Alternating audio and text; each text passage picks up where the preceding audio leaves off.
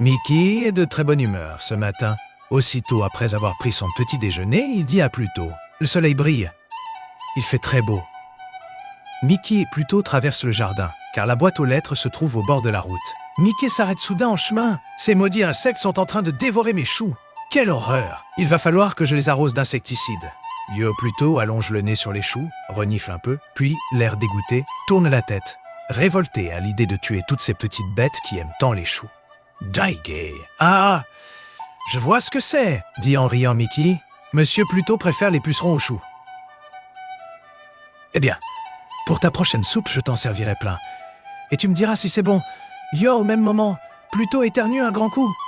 Egwecha! Son nez est recouvert de pucerons qui courent dans tous les sens.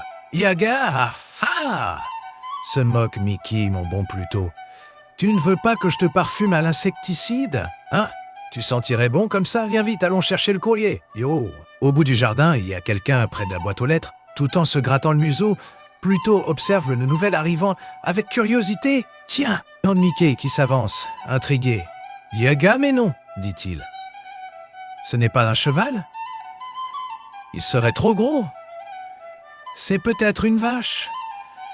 Yo, en vérité, ce n'est ni un cheval ni une vache, mais un éléphant. Oui, un petit éléphant tout mignon, attaché à la boîte aux lettres. Au bout de sa trompe, il y a une grosse étiquette portant la mention Yobe Mikia. Ça, pour un paquet cadeau, c'est un drôle de paquet cadeau. Il a l'air très gentil, ce petit éléphant, très doux, et puis aussi un peu timide. Dès que Mickey le détache, il fait entendre un bruit amusant avec sa trompe. Comme une trompette.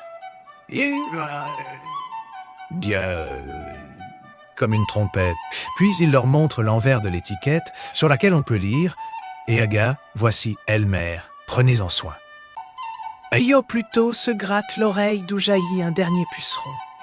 Il a une idée. Il part en courant et revient bientôt avec un os magnifique pour le petit déjeuner. De l'éléphant, mais Elmer fait signe qu'il aimerait mieux du foin. « Yaga, pas de problème !» conclut Mickey. « En attendant, laisse-moi prendre tes mesures pour te construire un abri. » Ouh là là là, comme tu es gros, vieux, s'exclame Mickey. Elmer est un peu vexé. Il est le plus petit de sa famille. D'ailleurs, tout le monde l'appelle Petit Elmer. Elmer aide Mickey en apportant les planches et en peignant. Il est fier d'avoir une maison pour lui tout seul. Sa première maison avec un emplacement spécial pour sa trompe. Pas étonnant que Pluto soit jaloux. En attendant que la peinture sèche, Elmer va se reposer un peu. Il a sommeil. Il faut dire qu'il vient de loin.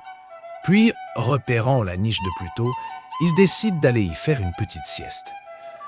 Au moment où il franchit la porte, crac. Crac! La niche éclate en 1000 morceaux et s'écroule sur sa tête. Elmer est trop gros. Et il a pris trop de foin au petit déjeuner? Il est tout gonflé Pluto et furieux? Eh bien oui, j'en étais sûr, se dit-il. J'aurais mieux fait de lui donner mon os pour le petit déjeuner. Yo, mais Mickey a tout compris. Ega, ne t'inquiète pas, dit-il à Pluto pour le calmer.